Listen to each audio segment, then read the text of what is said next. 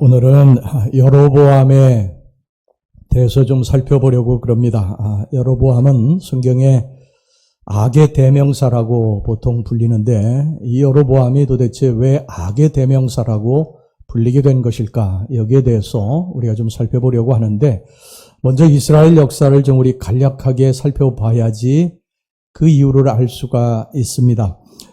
이스라엘 역사는 아브라함으로부터 시작이 됩니다. 창세기, 출애굽기, 레위기, 민수기, 신명기가 있지만 여기에서 역사가 시작이 되는 것이 아니고 창세기 12장서부터 아브라함서부터 이제 이스라엘 역사가 시작이 됩니다. 그래서 아브라함, 이삭, 야곱, 또 요셉 이렇게 이어져서 그 다음에 이제 출애굽 하기 전에 애굽에서 약 430년간의 종살이 그리고 출애굽을 하고 그리고 또 40년의 광야 생활, 또 7년간의 가나안 정복전쟁, 그리고 사사시대 300년, 그리고 또 통일왕국 시대 사울왕, 다윗왕, 또 솔로몬왕, 보통 120년으로 잡는데 이 120년의 기간.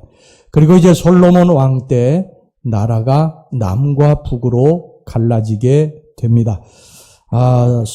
솔로몬의 아들 르호보암이 유다 지파와 베냐민 지파를 중심으로 북이스라엘, 남유다를 세우고요. 그 다음에 솔로몬의 부하였던 여로보암이 나머지 10지파를 중심으로 북이스라엘을 세웠습니다. 여로보암은 솔로몬 왕 시대의 건축을 감독했던 감독관이었습니다. 그런데 솔로몬 왕이 부당하게 세금을 많이 거두자 불만을 품은 백성들과 함께 솔로몬에게 반기를 들고 10지파를 중심으로 해서 북이스라엘 나라를 세웠습니다. 그런데 성경은 이런 여로보암을 악의 대명사라고 부르고 있습니다. 열왕기서 또 역대기서를 보면요. 북이스라엘 왕들의 죄를 자주 언급하고 있는데 그럴 때마다 이런 말로 그들의 죄를 열거하고 있습니다. 그가 이스라엘로 범죄케 한 느바스의 아들 여로보암의 길로 행하였으니 여로보암이 단지 그가 모시고 있던 솔로몬에게 반역을 했기 때문에 악의 대명사가 된 것일까? 그렇지 않습니다. 이제 왜 여로보암이 악의 대명사가 됐는가? 역사 속에서 왜 이 솔로몬에게 반기를 들었던 여로보암이 악의 대명사가 됐을까? 분명 다른 이유가 있는데 그게 뭘까 먼저 살펴보도록 하겠습니다. 여로보암이 북이스라엘을 세우고 세겜성을 건축을 합니다. 그리고 그곳으로 이제 수도를 정해서 옮겨가게 돼요. 예루살렘이 수도였는데 이제 남과 북이 갈라지게 되니까 북쪽에 세겜성을 수도로 세운 것입니다. 그래서 그곳에 이제 성전을 건축을 하고 그곳에서 하나님 앞에 예배를 드리기도 하는데 문제가 하나 생겼습니다. 이스라엘 백성들은 오랜 전통이 뭐냐면 절기 때마다 예루살렘 성전에 올라가서 하나님 앞에 예배를 드리는 것이 그들의 전통이었어요. 아무리 먼 거리에 있어도 절기 때가 되면 예루살렘 성전을 찾아와서 예루살렘 성전에 와서 하나님 앞에 예배를 드렸습니다. 그런데 지금 이제 남과 북이 이렇게 갈라져서 원수로 지내기 때문에 북쪽에 있는 이스라엘 사람들이 남쪽에 있는 유다의 예루살렘 성전에 와서 예배를 드릴 수 없게 된 거예요. 만약에 예배를 드리게 된다고 이 남쪽으로 내려오게 되면 예루살렘 성전으로 오게 되면 이 여로보암의 어떤 북쪽 이스라엘을 다스리는데 현저한 아주 장악력이 저하되겠죠. 그래서 굉장히 고민에 빠지게 됩니다. 여러분 생각을 해보세요. 지금 우리 남과 북이 이렇게 갈라져 있는데 북쪽에 있는 사람들이 절기 때마다 또 수시로 남한에 내려와 가지고서는 여기서 어떤 일을 하고 북으로 돌아간다고 생각을 해보세요. 그러면 남한에 있는 사람들과 접촉을 하게 되지 않습니까? 가족과 접촉을 한 친구 또 친지하고 접촉을 하면서 이 남한의 어떤 번영이라든지 이런 것을 보고 여기 주저앉아 있을 사람들이 많이 생기게 되는 것이죠. 돌아가지 않게 되는 것입니다. 그러면 북쪽의 정권이 머지않아 무너지게 될 것입니다. 이런 일 때문에 여로보암이 이래서는 안 되겠구나. 내 정권을 유지하려면 이스라엘 백성들, 북쪽의 이스라엘 백성들을 남쪽의 예루살렘 성전으로 내려가지 못하게 해야 되겠다. 이런 생각을 갖게 됩니다. 그런데 내려가지 못할 수는 없죠. 그러니까 그 여로보암이 생각해낸 게 뭐냐면은 금송아지를 만들어가지고 베델과 단에다가 두 군데에다가 금송아지를 세워놓고 이것이 하나님이다. 이것이 하나님이니까 이 하나님을 너희들이 예루살렘 성전에 굳이 가서 예배 안 드려도 이 금송아지 앞에 절하면 된다. 그리고서 이 금송아지를 만들어 놓은 것입니다. 하나님이 이것을 보시고요, 굉장히 진노하셨습니다. 여로보암에게 굉장히 진노하셨어요. 하나님을 금송아지로 대체한 것입니다.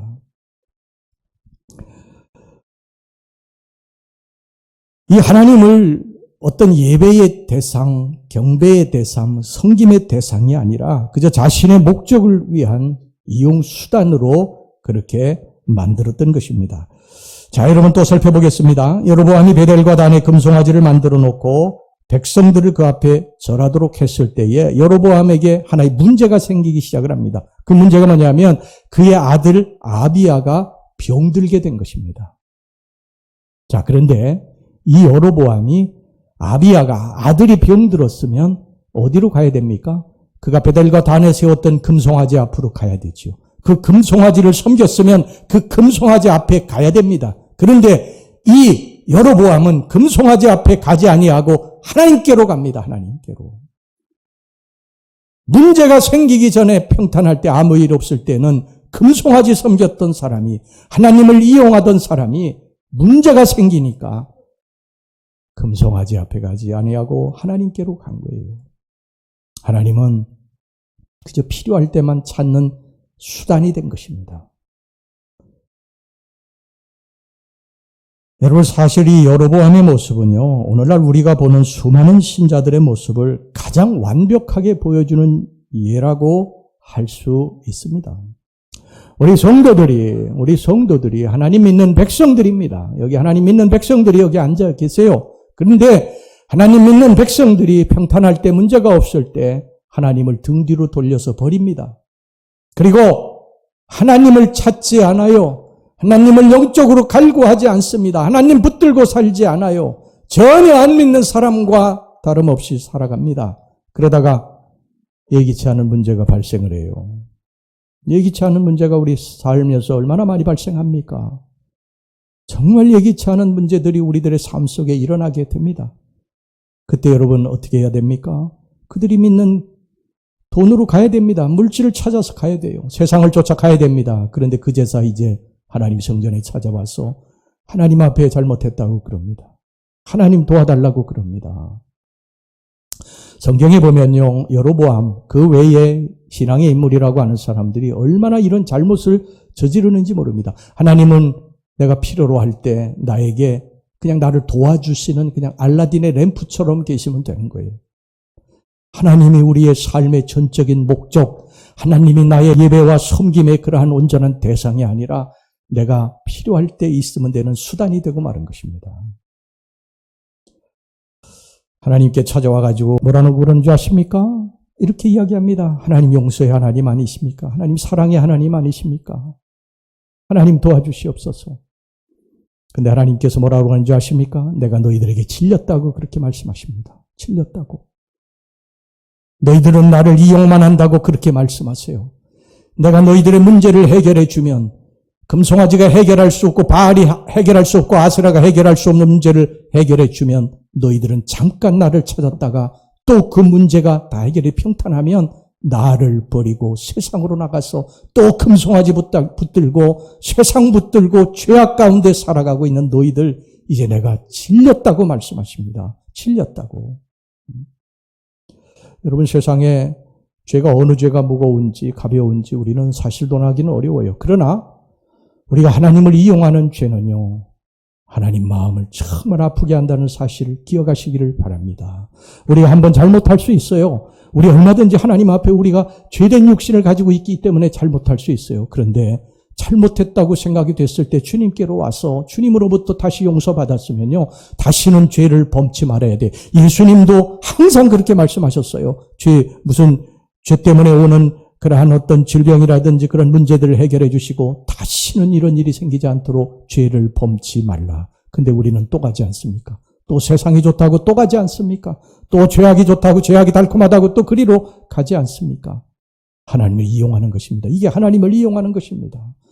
여러분, 사람도 사람과의 관계에서요, 서로 존중하고 또 서로 이렇게 아끼고 진실로 대해야지요. 사람이 사람을 이용하면요, 그거 같이 기분 나쁜 게 없는 거예요. 그렇지 않습니까? 여러분, 사람들과의 관계에서 내가 저 사람에게 이용당하고 있다고 하는 것을 알고 기분 나빠하지 않을 사람이 어디 있어요? 예를 하나 들어보겠습니다. 어떤 여자가 있고 남자가 있어요. 남자가 여자를 굉장히 사랑합니다. 죽도록 사랑합니다. 그래서 그 여자에게 모든 것을 다 해주고 싶어 해요. 그런데 이 여자는 겉으로는 이 남자를 사랑해요. 사랑한다고 하고 애교도 떨고 그래요. 아양도 떨어요. 그런데 실제로는 그 남자를 사랑하는 게 아니에요. 그 남자의 조건을 사랑하는 것입니다. 여러분, 그것을 남자가 알았을 때 얼마나 기분이 안 좋겠습니까? 자기가 사랑한다고 그렇게 정말 아꼈던 그 여인으로부터 자기를 사랑한 것이 아니라 조건을 사랑한 것을 알게 돼서 얼마나 기분이 안 좋겠어요. 그런 아들을 둔 부모 마음은 얼마나 아프겠습니까? 여러분, 가룟 유다는요, 예수님을 이미 팔려고 대제사장에게 찾아가가지고 흥정을 다 끝냈어요. 내가 예수를 넘겨줄 테니 나에게 얼마를 주겠느냐? 은 30을 주겠다. 그래서 흥정이 다 됐습니다. 그래놓고 예수님 앞에서는요, 가진 아양을 다 떨고 입을 맞추고 랍비요 그랬습니다. 예수님이 이걸 다 알고 계셨는데 그 예수님의 마음이 어떠하셨겠어요? 얼마나 슬프셨겠습니까? 하나님을 사랑한다고 말을 하면서도 하나님을 이용하는 사람은 하나님 마음을 아프게 하는 사람입니다. 하나님이 우리들을 용서하시고 사랑하시죠. 용서하시고 사랑하십니다. 예수 그리스도를 십자가에 못 박게 하시기까지 우리를 사랑하세요. 근데 이걸 이용합니다. 하나님의 사랑을 이용하는 것입니다. 그리고 또 하나님은 용서하실 테니까, 사랑하실 테니까, 그리고 또 하나님 앞에 죄를 짓고 하나님 싫어하는 일을 하고 하나님을 이용하고, 그러고 다 문제 생기면 이제 하나님 앞에 또 찾아와서 하나님 앞에 무릎 꿇고. 자, 여러분, 하나님을 자신의 탐욕의 수단으로만 이용했어야 되겠습니까? 이게 저와 여러분들의 모습은 아닙니까? 하나님을 내가 필요로 할 때 나에게 필요한 것만 주면 되는 그런 수단으로 여러분들이 여기고 살고 있지는 않아요? 자, 그런데 여기 여로보암의 이보다 더 큰 죄가 여기 나옵니다. 자, 아까도 말씀드렸습니다만 여로보암의 아들 아비야가 병들었다고 그랬습니다. 자, 그러면 여러분, 금송아지 찾아가야 되지 않아요? 그가 금송아지가 하나님이라고 그랬으니까 금송아지 찾아가야 되지 않아요? 근데 하나님 찾아갔다고 그랬지 않습니까? 그러니까 여로보암이 이 병을 금송아지가 고칠 수 있을 거라고 믿었겠습니까? 안 믿었겠습니까? 안 믿었습니다. 안 믿었습니다. 안 믿었으면서도 하나님만이 그 병을 고칠 수 있는 분이라고 하는 것을 알면서도 자신의 어떤 정치적인 목적 때문에 백성들을 기만한 거예요. 자기는 안 믿었던 것입니다. 여러분, 오래전에 휴거로 세상을 떠들썩하게 했던 이 다미선교회 이장님 아시죠? 그 이장님이 구속됐을 때에 기자가 물었어요. 당신 정말 그 날짜 그 시간에 예수님이 오시고 휴거될 것을 믿었습니까? 그러니까 난 안 믿었습니다. 완전 거짓말인 것이죠. 그래서 수많은 사람들을 기만했습니다. 요즘에 다큐 나는 신이다의 정명석을 보세요. 검사가 그 정명석이 자기 메시아라고 그러고 돌아다녔거든요. 난 메시아라고. 그런데 검사가 당신 메시아입니까? 진짜 메시아라고 믿습니까? 그러니까 무릎을 딱 꿇고 난 메시아 아닙니다. 잘못했습니다. 용서해 주십시오. 싹싹 빌었다는 거 아닙니까? 여로보암도 금송아지 만들어 놓고요. 백성들에게 이것이 하나님이라고 말을 했지만 정작 자신은 그걸 믿지 않았던 것입니다. 이것이 잘못된 것임을 알았어요. 그럼에도 불구하고 자신의 왕권이 흔들릴 것을 알았기 때문에 하나님의 소리를 외면한 것입니다. 내면에서 들리는 양심의 소리를, 하나님의 음성을 거부했던 거예요. 여러분, 우리도 지금 수시로 하나님의 음성이 들려오지 않습니까? 우리들의 양심을 통해서 하나님이 우리들을 콕콕 찌르실 때가 있지 않습니까? 너 그렇게 살면 안 된다. 너 지금 나와 너무 멀리 떨어져 있다. 너는 왜 나를 내 등 뒤로다가 이렇게 버리고 살아가고 있느냐? 하나님의 음성이 계속해서 들려오는데 우리는 그거를 안 듣습니다. 여러 가지 이유를 대고 핑계를 대고 그걸 안 듣는 거예요. 그러다가 이제 예기치 않은 문제가 발생하면 그제서 눈물 콧물 흘리고 하나님 잘못했습니다. 그리고 하나님이 불쌍히 여기셔서 그를 고치시고 새롭게 하시고 회복시켜 주시면 다시 또 세상으로 가는 거예요. 이스라엘 백성들이 이걸 계속 되풀이하지 않습니까? 저와 여러분들이 이거 되풀이하지 않아요? 우리가 그렇게 살고 있지 않습니까? 하나님 마음을 너무너무 아프게 하는 거예요. 우리가 남은 생에 하나님을 기쁘게 하고 하나님을 영화롭게 해도 짧은 생인데 이런 일들을 계속 되풀이하면서 하나님 마음을 아프게 하는 생을 살다가 주님 앞에 우리 가야 되겠습니까?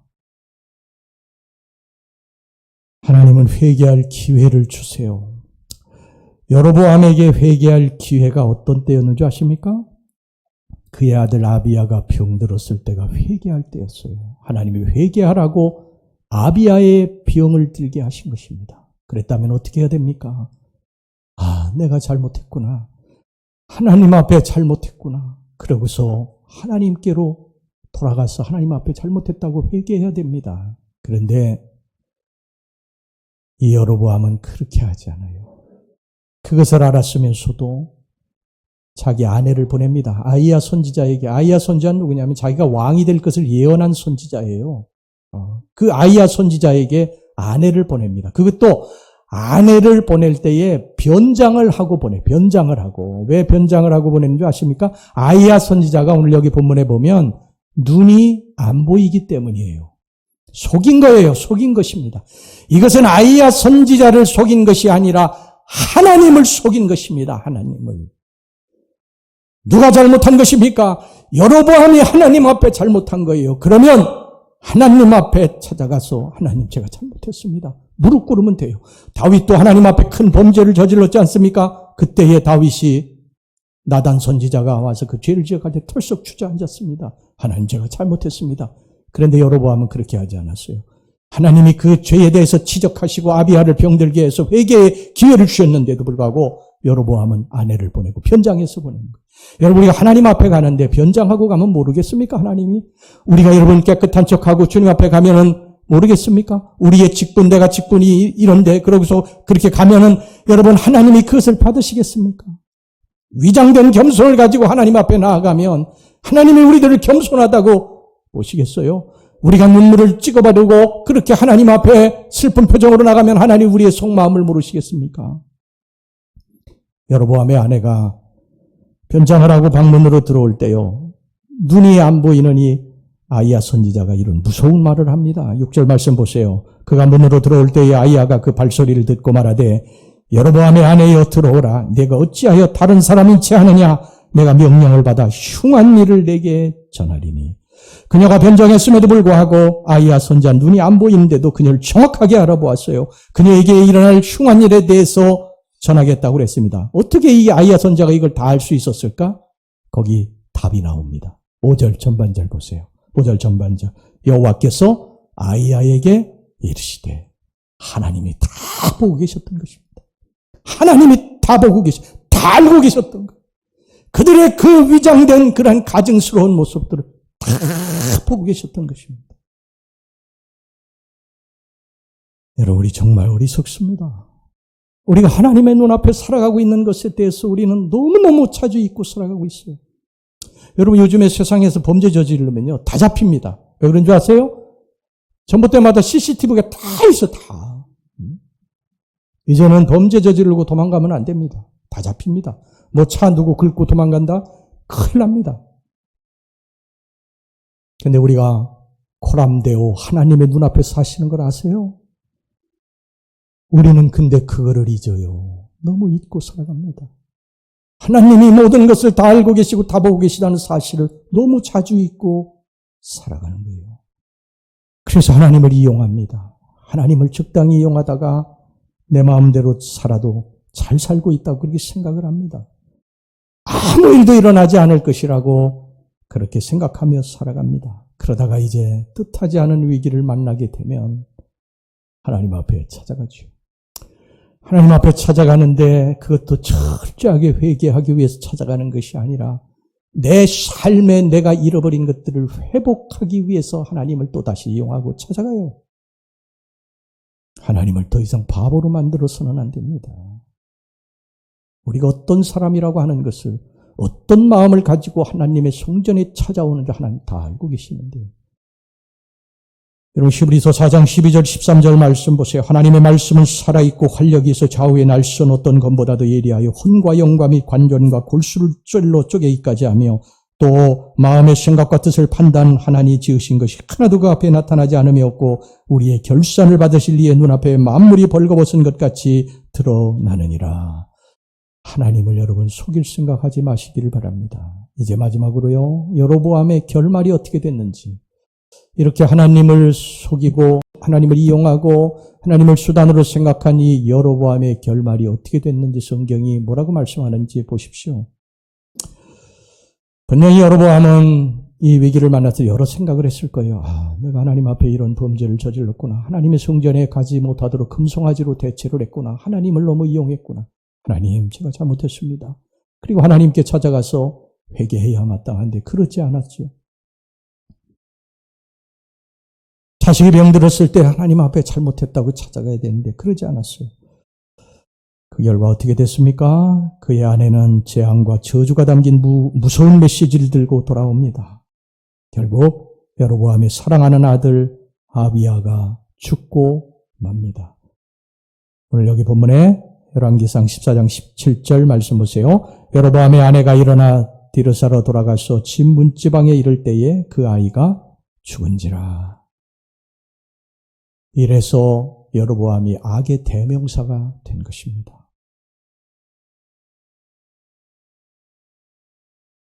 북이스라엘의 왕은요, 19명이에요, 19명. 북이스라엘.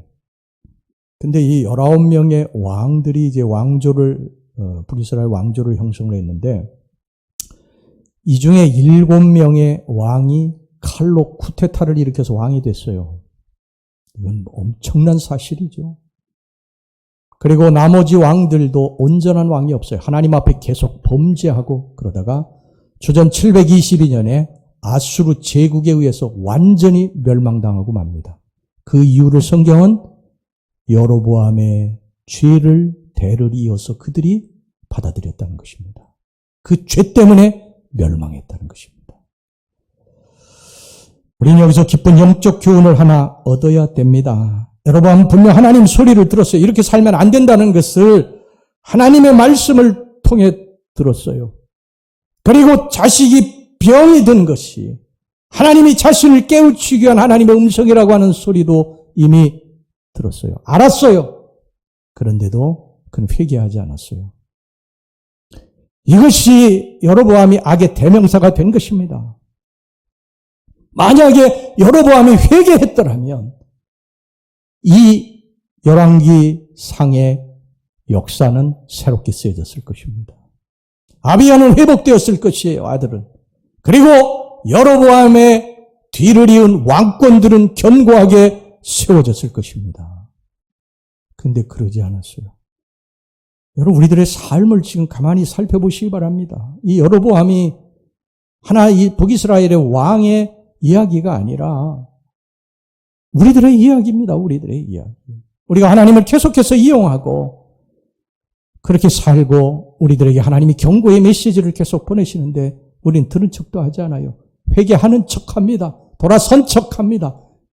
그러면 안 됩니다. 그러면 안 됩니다. 내 속에서 들려오는 양심의 소리, 그리고 말씀을 읽고 듣다가 콕콕 찔리는 그러한 내 마음의 어떤 가책, 이런 것들을 하나님의 음성으로 듣고 하나님, 제가 잘못했습니다. 하나님과 너무 멀리 떨어져 살았습니다. 하나님을 내 등 뒤로 버리고 살았습니다. 그리고 주님께로 찾아와야 됩니다. 그래야 회복됩니다. 이것을 말씀하시기 위해서 하나님께서 예수 그리스도를 이 땅에 보내신 거예요. 예수 그리스도, 그분은 나의 죄를 대신해서 십자가에서 죽으시고 사흘 만에 부활하신 줄로 믿습니다. 하나님과 우리 사이에 불화했던 그 관계를 예수 그리스도가 평화의 사도로서 오셔서 그 관계를 다시 회복시켜 주신 줄로 믿습니다.